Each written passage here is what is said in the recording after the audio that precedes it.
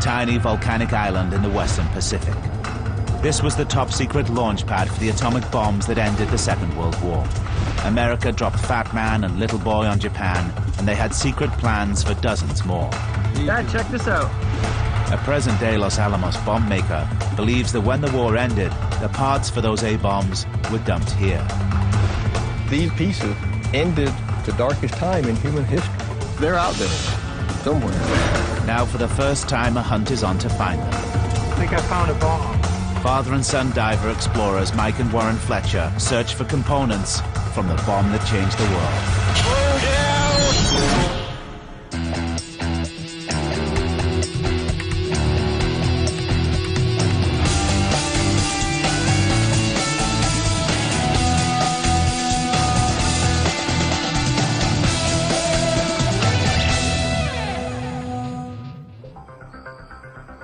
Glenn McDuff is a nuclear physicist and bomb builder. He spent decades tracking down secret documents, photographs, and first-hand accounts of the men who made the atomic bombs that were dropped on Japan. And he believes that when the war ended, components for many more bombs were left behind. Someone didn't get the memo about dumping items that wage war over the ocean. And that's what got me interested in coming to look here. There were 66 Fat Mans on Tinian at the end of the war. Are they out there? They're out there. Are we looking for a needle in a haystack? Probably. The Fletchers can see the size of the task ahead of them, a land and sea search for scattered A-bomb parts. The hunt for the atomic bomb is not like anything we've ever done before.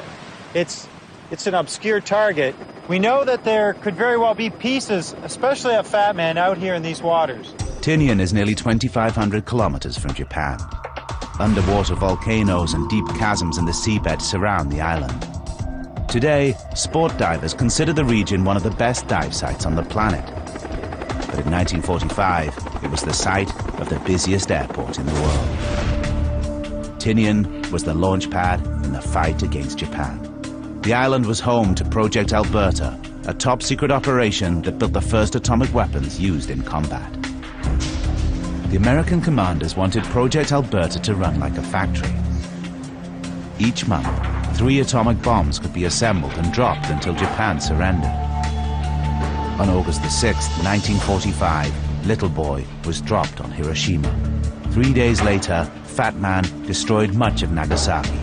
Another atomic bomb was nearly ready to go with more waiting in the wings, but Japan chose surrender over annihilation. Today, not a single first-generation bomb survives. The team want to find the Fat Man casings and bomb components that were left behind. A direct connection to the original atomic weapons and the scientists of Project Alberta. A discovery that would make history. How many times have you been on the island? First time. Really? Never. We're here with Glenn to try and understand the importance of this island as a staging point of the dropping of the bomb that changed the world.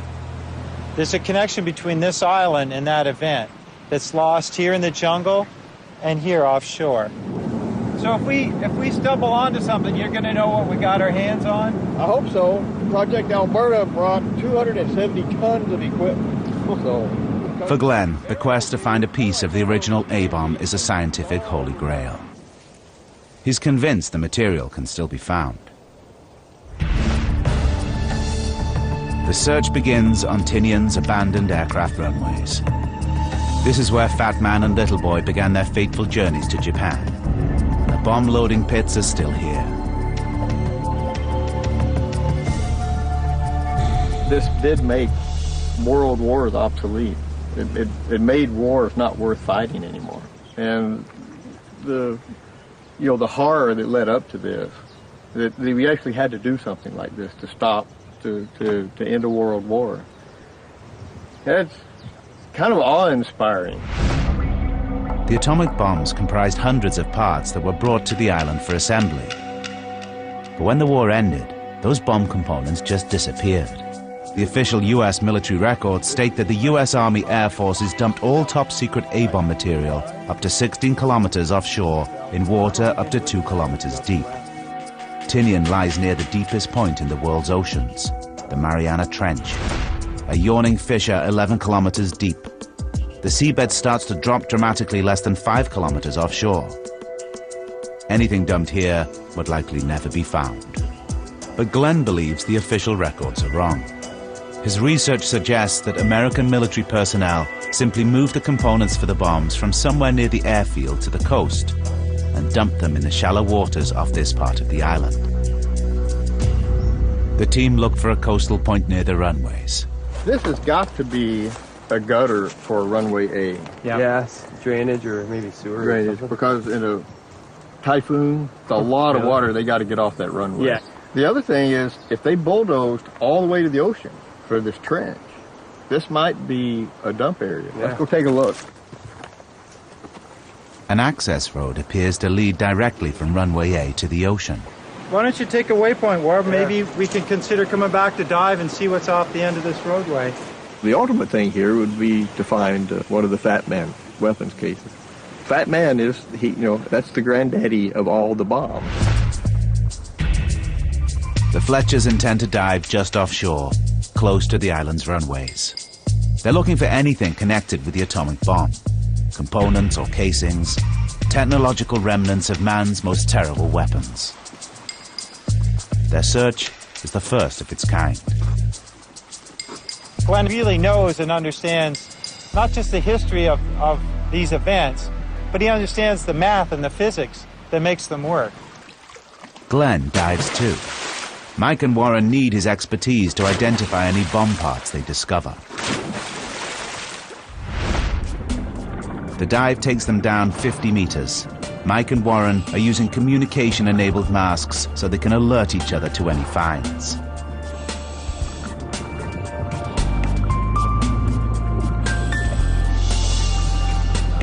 The first things they see are large, jagged rock formations and a sea bottom teeming with marine life. What the heck is that thing? Some kind of crazy starfish, obviously. I would not want to step on that.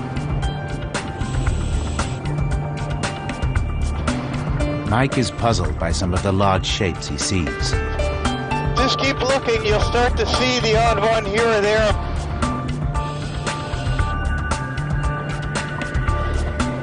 They look like man-made objects encrusted in coral.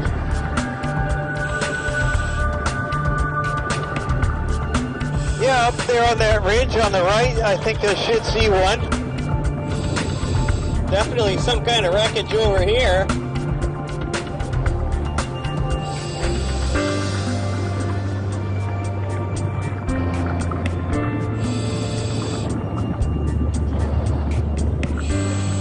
They need Glenn's expert eye. But the team must be careful.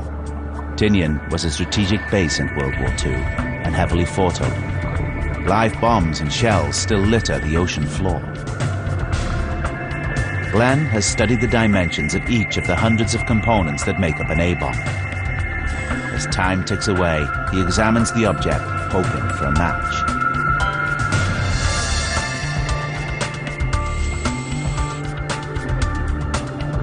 Okay, well, we gotta head back to the boat. I'm getting pretty low on air. What would you think? I think those are Sherman tank rounds. I think they're 70 millimeters.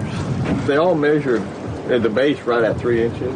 Well, obviously not nuclear bomb pieces. No, I think this was an amphibious assault beach. So maybe that mark in the ground that we saw was just where the landing crafts were coming ashore.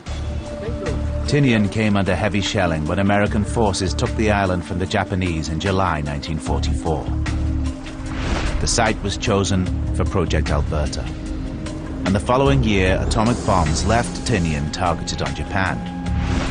But it looks likely that the runway road the team found was used to carry materials onto the island, not off it. They still need to find the dump site.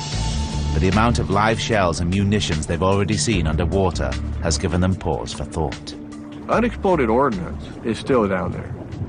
You might just find one ordnance that still has a fuse, still has a timer, still has a detonator.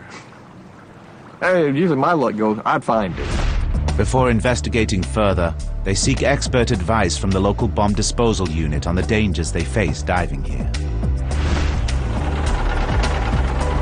What we're doing is taking all of the ordnance that's been collected from a large ordnance storage depot that burned back in 1945, and we've been cleaning it up over the last couple of months.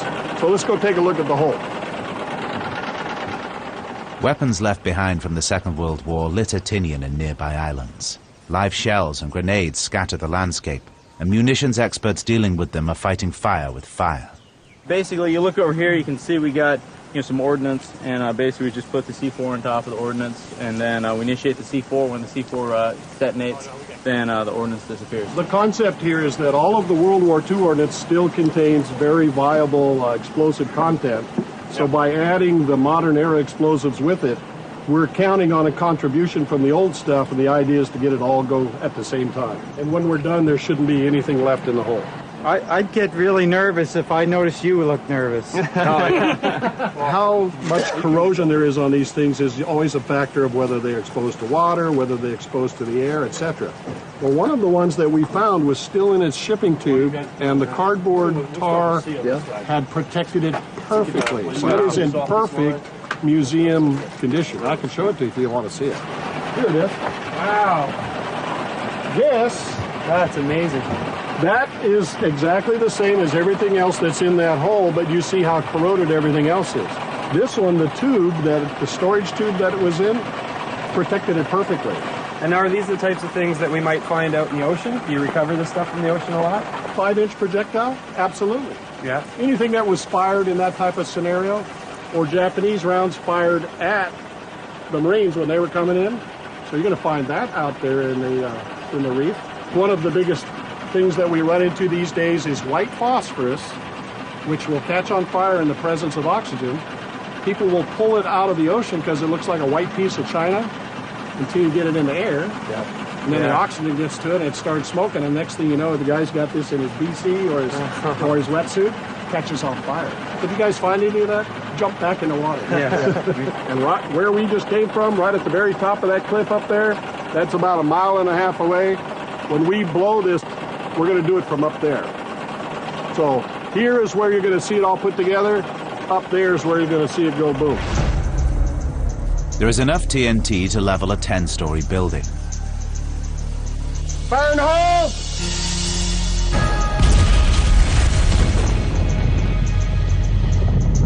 The cliff top is a safe vantage point, but an underwater encounter with a live shell could be fatal for the team.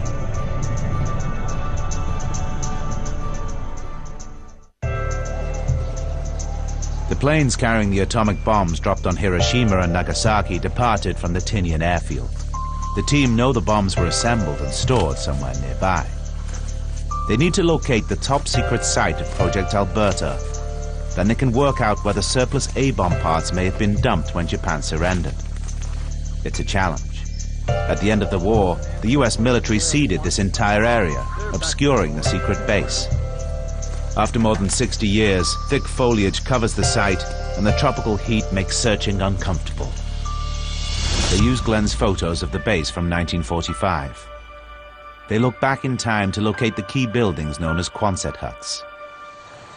We obviously got to go back that way. Go back.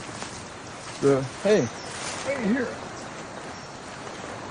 Oh, yeah. A Quonset hut bolt. So how can you tell that's a Quonset hut bolt? The corrugated covering would bolt to a rib, which is about a 2-inch channel. And there's the rubber gasket for water sealing. Oh, yeah. They just bolt it down. In a clearing, the team find the crumbling foundations of a prefabricated building. They're on the right track. It's the edge of concrete. This is the first Quonset hut. We put one of these closest to the road. Yeah, some of the bigger ones, but we're looking for the smaller ones in the back corner, right? Yep, that's the technical area. So we're on the edge of Project Alberta. Yeah. And only people who were working on the atomic bomb were allowed into that area? This was a closed area. Secrecy was of utmost importance. More than 50 scientists worked on Project Alberta. Known as the Destination Team, the operation was protected by armed guard. Despite the smiles, these were men under pressure. They were assembling the first atomic bombs to be used in combat. Bombs intended to kill tens of thousands of people, but that would end the war. We should hit probably some remnants of the next fence and then the next Quonset hut. Yeah, should be no problem from here. The photographs give the team a perspective on the past. Look at this. Look at this crack. This chip out of the concrete. It's right there. And just in front of it, there's the seam. There's the seam. So this is Quonset hut 4. In fact, if we hold up this picture, that's what we're looking at right there. You know all these guys, what did they actually do? They built and developed the blast measurements for the combat mission. So they could measure the intensity of the blast? Yeah, so they could measure the yield for Little Boy. And this is the blast gauge that they used on the Hiroshima mission. And what happened to all the different components and tools and buildings and everything that used to stand here?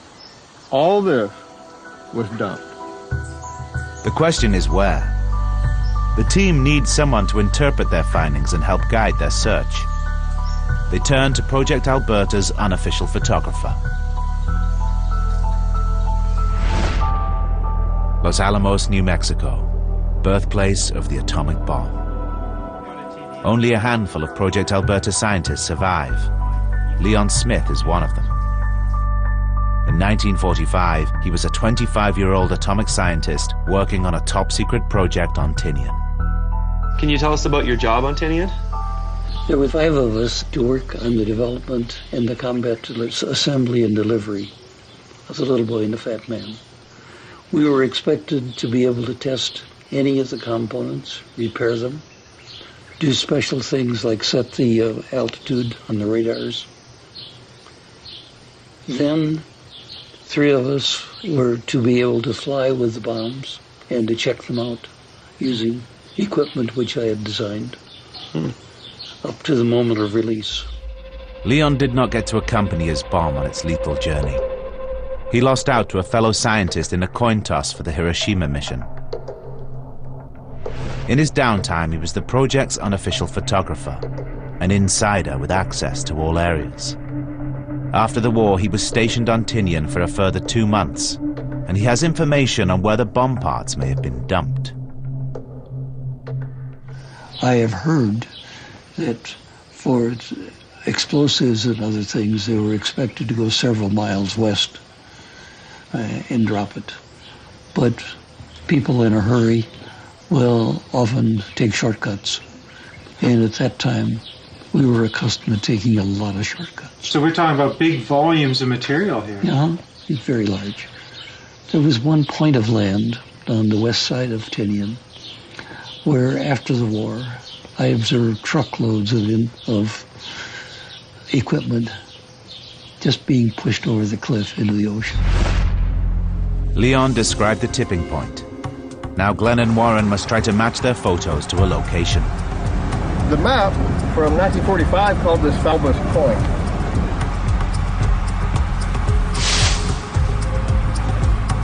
The cliffs at Fabus San Hilo Point soar 20 meters above the waves. They create a bulging overhang the locals have nicknamed Dump Cove. At the end of the war, general military debris was dumped here. But Leon Smith believes this was also the trash can for atomic bomb parts. Oh man, this would be the perfect spot to dump stuff off. Yeah. Nice flat approach. It's got to be 50 feet at least. Sure looks like the spot here in your photo. And it looks like it hasn't changed much. Man, that would have been a busy spot the last few weeks, just truck after truck coming. Truck after truck. This is definitely the dive target. Oh yeah, we have to dive here, there's no question. We could find a casing that looks just like the original Fat Man bomb. Probably in the pieces, in one of the 3 pieces, but okay. Tails, front hemis, back hemis, nose pieces, but yeah. Right. Or any combination. Wouldn't that be something to find that? That would be a real find.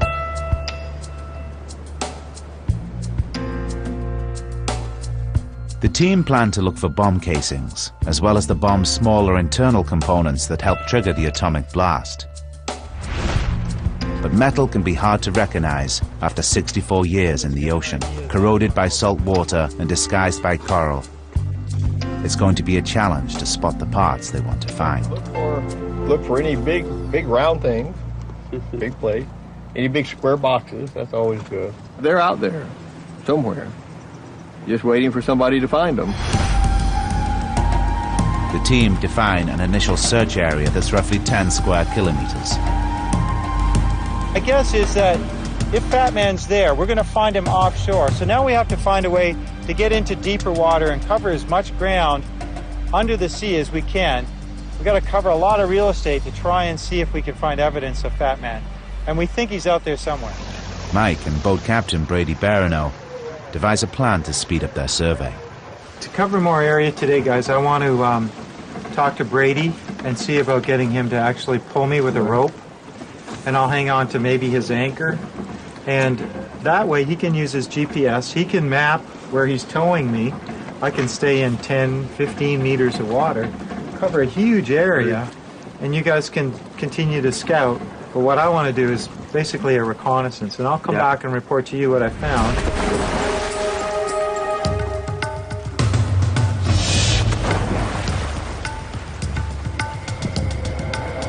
The waters here are clear to around 60 meters, but the ocean rewards them as soon as they dive in. A massive World War II dumping ground stretches as far as they can see, just 15 meters below the surface. Tank parts, engines from planes, and shattered jeeps litter the aquatic landscape. And as they get closer, they spot smaller wartime objects patterning the coral seabed.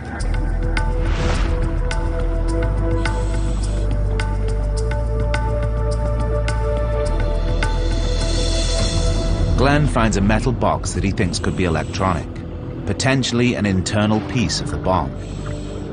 But coral cements it to the ocean floor. He can't pry it free.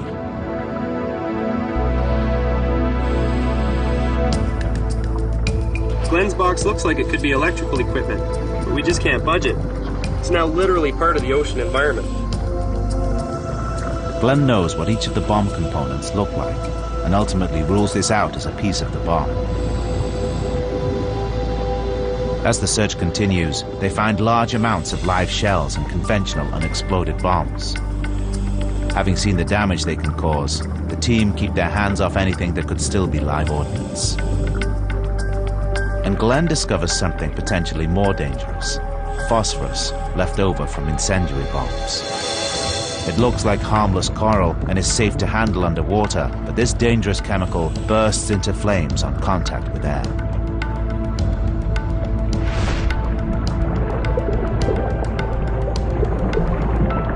Mike surveys the seabed from a safer distance as he completes his tow scan. Everything's good, Brady. The seabed is literally lined with all sorts of evidence of the Second World War. Old jeeps and broken airplane parts and office supplies that were here on the island and just bulldozed into the sea. As soon as you hit the water and look down, you're flabbergasted. There is stuff everywhere. This is the first official search for A-bomb parts in these waters. Glenn has been tracking this story for decades, and he is like a child in a candy shop. He can't drag himself away. I have double tanks on. He's just in there with a single 80 cubic foot tank, and I was amazed at how long he stayed underwater. The guy breathes like a turtle. It's unbelievable. And I think he was just so into it. He was really, controlling his breathing and just, he wanted to stay in there as long as he could. And I kept looking at his gauge, and it was getting lower and lower, and I'd ask him if he wanted to go up, and he'd be like, no, I want to stay down. How much air do you have left? I thought I was going to have to drag you off the bottom there. I could tell you didn't want to go. I think I was just going to almost suck this one dry. There's much stuff to look. You could look for decades down there. I'm sure you could. I can't believe all the stuff down there. It's everywhere. Airplane engines and tanks and old Jeep chassis. But it's just everywhere you look, like forever. Seems like and just every stuff. little divot, wash the sand out of it. There's something in every little hole. So what about the bomb casings? I mean, we didn't see it today, but We didn't see anything. But how far does this stuff? every time I'd go to a new spot, I'd see something else. I'd go out there, and still you'd see more stuff in the background. Stuff and more stuff. Yeah. But Mike has something to report that could top their ocean floor experience. I think I found a bomb. Bomb? I thought it might even be a little boy, because it's kind of the right shape with the tail and the back assembly broken off. I'd like to take you guys and have a look. The atomic bomb, codenamed Little Boy, was dropped on Japan August 6, 1945. The force of its explosion equaling more than 12,000 tons of TNT. 3 days later, Fat Man blasted Nagasaki with the equivalent of 18,000 tons. The scientists' focus was on the bigger bomb, so they believed most of the components dumped here would be parts of fat men.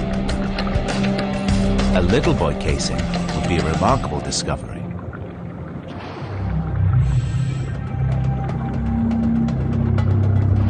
Daylight is fading as Mike leads the team to his target.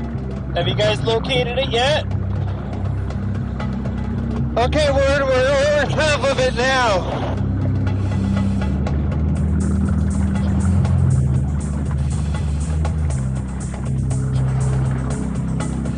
The original Little Boy bomb weighed 4,400 kilograms and was 3 meters long. Mike's target is missing the tail fin. The length is very close. Glenn checks the diameter. The original was 71 centimeters across. Warren, let's see if we can get Glenn's attention. Oh no, he's looking at me like this isn't it. No, he doesn't think it's Little Boy. I really thought we had something. I really did. It's a disappointing end to a long, hard day of diving. The object is not part of Little Boy. It could be a standard high-explosive bomb, the type American B-29 bombers dropped on Tokyo, Yokohama, and Osaka.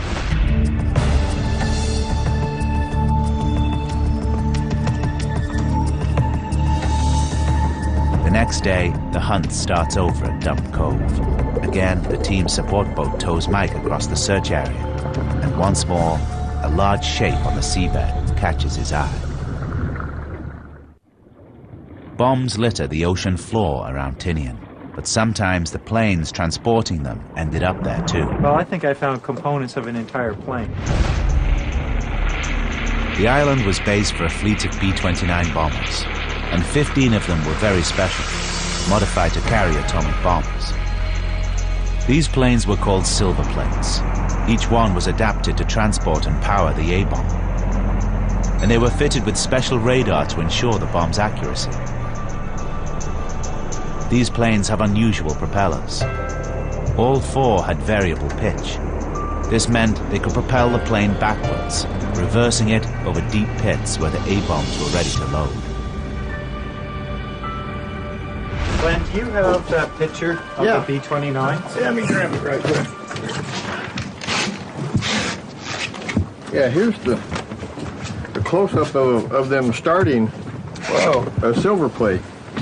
You have these two-man crews, which you just rotate around and essentially kickstart the engine. And if we find a hub with the blades on it and it's variable pitch and it's the right size, then it's a silver plate, which is a specific B-29 that was used to carry the bomb, right?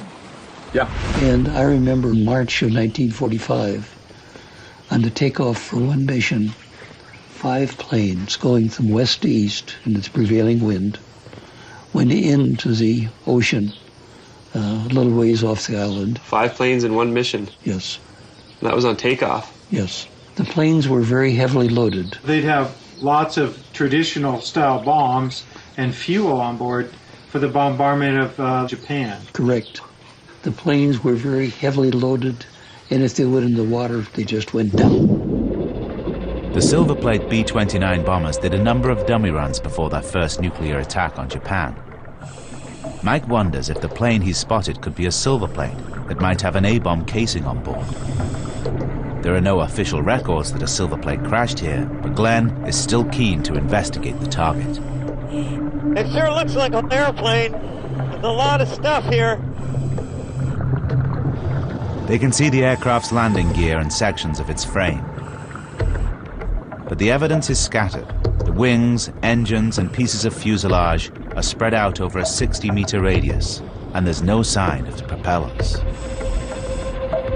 And I'm going to take off over here. I want to show you the wing.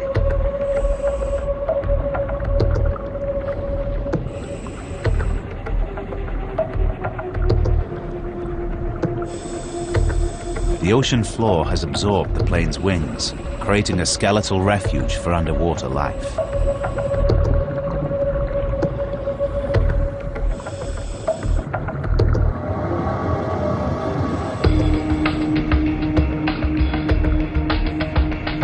Then Glenn finds something promising. A propeller, masked by decades of coral growth and corrosion. He probes for clues and can see that the blades are bent. It means the prop was probably turning when the bomber crashed. It's a B-29. But is it a silver plate? Glenn's saying no. He says he doesn't think it is a silver plate. The telltale sign of a B-29 adapted for atomic warfare is the propeller hubs, which allow for changing the pitch. And Glenn can see that this one does not have variable pitch. Another long day of diving ends without a breakthrough. But the sheer volume of potential targets provides hope that tomorrow's dive will be successful. Fat Man has proved to be quite elusive. I've dove on a lot of targets that I thought might lead to Fat Man. I've been disappointed more than once now, but I'm going to stay with the plan and see if we can't make history by finding what would be one of the last bits and pieces of this important bomb, the Fat Man. At first light, the team return to continue their search of Dump Cove. They have no choice but to push their investigation to the outer edge of the target area, beyond which the seabed quickly drops to more than 400 meters, too deep to dive. These waters border the deepest in the world. Anything dumped there may never be found. Glenn heads off alone to investigate the uneven seabed.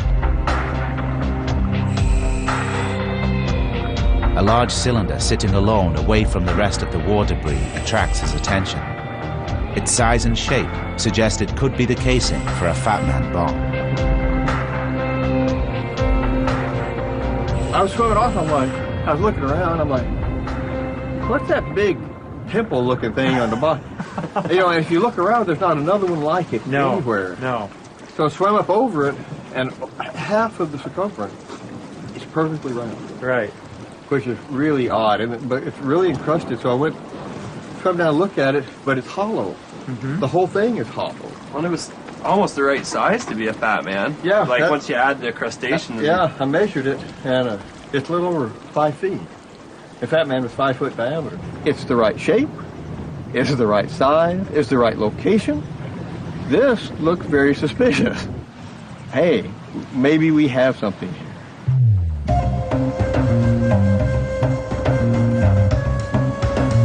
If the target is the casing from a Fat Man, its discovery will make history. So what do you want to do here, guys? We'll go to the Fat Man target, and we'll chisel a little of the sea scum off that bottom lip that's exposed. Okay. And we're going to expose enough just to be sure what it's made of. Right, where the big lip where you can reach inside. Right. There's a really good exposed lip. Okay. So will you actually be tapping off the marine growth on the inside or outside? All outside. If it is a Fat Man, there's got to be seams on that cylindrical part, right? Yeah, there'll be a seam about 3 foot up from the bottom. The Fat Man bombs were notorious for tumbling through the air, though, so who knows? It could have hit the water or even the land on a funny angle, broken in half. We're not going to figure out what it is standing here on the deck. We need to get in there and figure it out.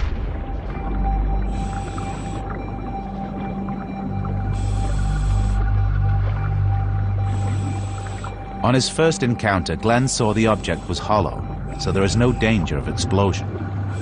Having gained permission from the local government, he chips away at the coral, looking for clues to its genesis.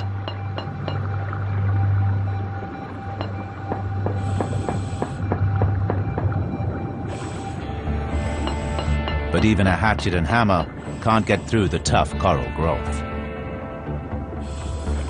It almost almost looks like it has to be some kind of a steel shell.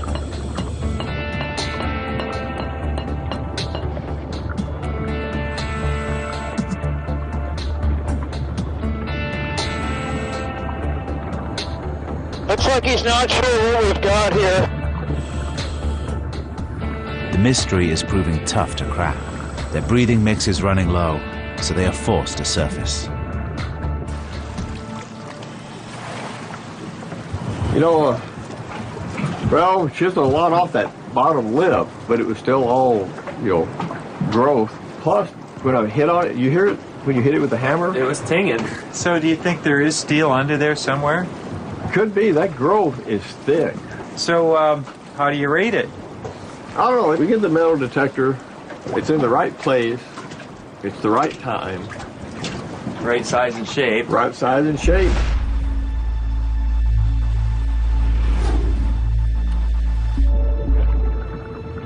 But is there steel under the object's coral coat? I'm gonna go get the metal detector, okay? Glenn and Mike take turns to use the metal detector. They calibrate it by monitoring their metal air tanks.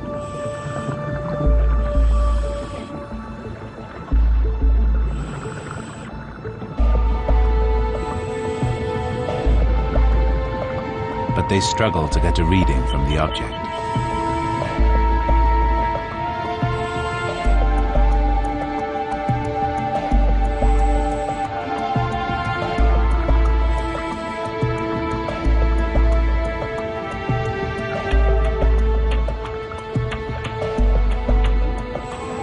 Eventually, they give up. Looks like it's coral, after all. Nothing. No beep, no hum. There's no metal inside the clump that, for a while, had us going.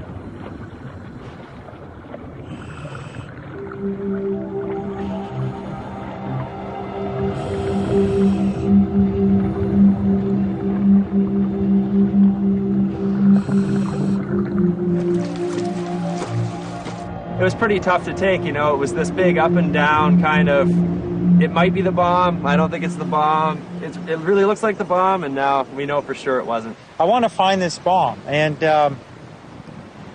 I believe from looking at the evidence that there is a fat man out there. I'd love to be one of the 3 or 4 people working together that could say we found it. And I know that we just have to keep looking. If it were easy, it would have already been found. We know it hasn't. Do we believe it's there? Yes. And today wasn't our day. After another day of disappointment, the team review their entire search plan. And are those fuel tanks? You know, here at Dump Cove, there's kind of two problems. One, there's so much to look at, and we're limited in bottom time. There's a lot in the deep water, and the fact that it's cemented under how many feet of sea growth. Yeah, there could be big bomb casings completely covered over and buried under that coral, and you can see there's 4 or 5 feet of parts in the bottom, all encrusted. And the challenges of the undersea search have proved greater than anticipated. Mike proposes a radical change in their approach. I'm getting the impression we should go out of the water and back on shore. Back on land. I think that's our best option. We found a few things there the other day. They haven't found any parts where the bombs were dumped, so they shift their search to where the bombs were assembled. And probably the best would be the work area, quantitative element, because all the piece components were built in the work area. Right. They were all taken to the assembly building and all put into a bomb. So essentially, parts go in, a bomb comes out. Right. That's where all the bits and pieces are.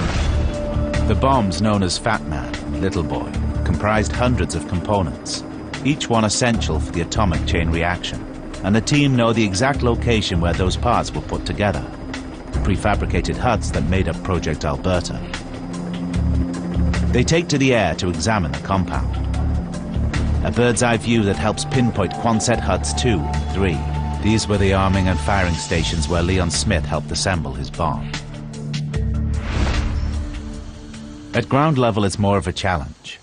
The outlines of buildings are harder to spot. The undergrowth is thick and many of the bomb pots were small. But the team persevere in the hope of discovery. Did you say these round holes were the toilets, the latrines? Yep, that's the... So I'm looking in the toilet, and look what I found. Wow. Oh. Well, also, if the light bulb burned out in the can, they'd probably just drop it down in there. You think they just threw it away? Yeah, well, you gotta go after and get it? No, but do you think you'd want to throw it in the toilet? Why not? No, these are outhouses.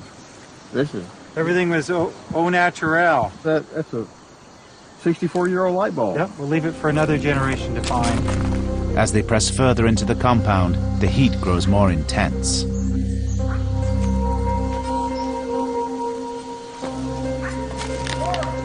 Yeah. That's mine. Yeah, come on over. The shift from a sea to land search looks like it's about to pay off. Nuclear scientist Glenn McDuff has found a piece of equipment that helped ensure Fat Man and Little Boy detonated at the right altitude above the ground. Looks like it's a cavity tuning meter. This will be hooked to the radar unit. The bomb's 4 radar units were used to measure the distance to the ground as the bomb fell. When the radar determined that the bomb had reached ground zero, the height above the ground designated for explosion, it would trigger the detonation process. So this is for setting the frequency that we're actually on the bombs? The bombs, they tuned each radar separately so that nobody knew what the frequencies were. In case the enemy wanted to jam, they didn't know what frequencies to jam. It's possible that this particular unit was used to set the frequency on Fat Man And Little Boy, both. It's in the right location. This is what they did in this Quonset hut. Well, it says a lot about the disposal of everything here on this at Project Alberta. Yeah, and after being around here, you can kind of tell. Wouldn't you be ready to get out of here? Oh yeah, yeah. I'm ready to call it the end of a day, let alone the end of a war. Oh, here's something, Glenn. It's like an electrical insulator. Oh, really? Oh, and some connectors or something right here, too. Oh, yeah. Let's see. No, these are electrical connectors here. Yeah. Dad, check this out. What do you think they are? These are... Electrical insulators?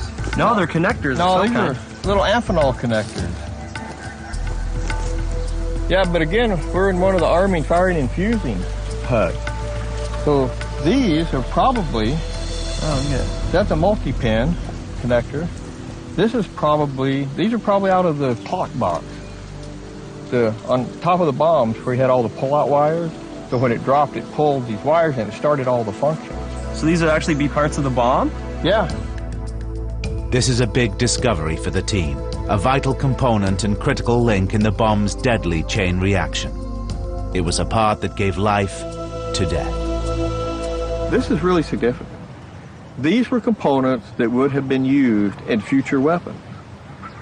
These components may very likely, the one we picked up could have been dropped on Japan on August 24th, which was the next scheduled bomb drop. These are the spares. Notice these have never been used. Okay, the wires would get soldered in here. Would get soldered in there. I see. But these are spares because they were planning on building a lot of bombs. This is where they were built, in this hut right here. This is the arteries of the bomb. Right. Mm-hmm. And we'd have never found these underwater, even if they were dumped in the cove. They would be rusted away or buried and concreted over with coral. These are the pieces that ended the darkest time in human history. This is what did it. These simple little parts. The team take news of their find to Leon Smith, one of the few surviving scientists who assembled the atomic bombs on Tinian. Hey, Leon. Oh, Glenn. Hey. So nice to see you. Hey, how you doing? Up in the main work area where the Quonset huts were, there's still an awful lot of debris left around. We found components left over, and especially these connectors. These are clearly the type of connectors that were used in the electrical systems for both the Little Boy and the Fat Man, both on the firing set. and the fusing system. Every one of these, every wire, every connection was important. It takes me back to a very exciting point in time in my life. We were doing almost impossible things in times that you would now regard as impossible. We made things happen.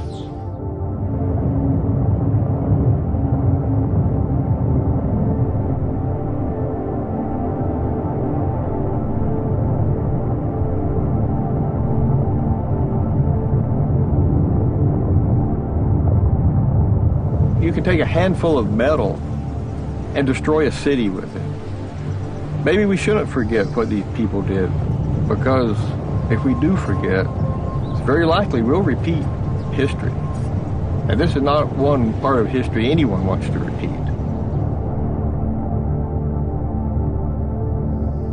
And after all these years, do you think about the bomb and the effect it had and the impact of the bomb?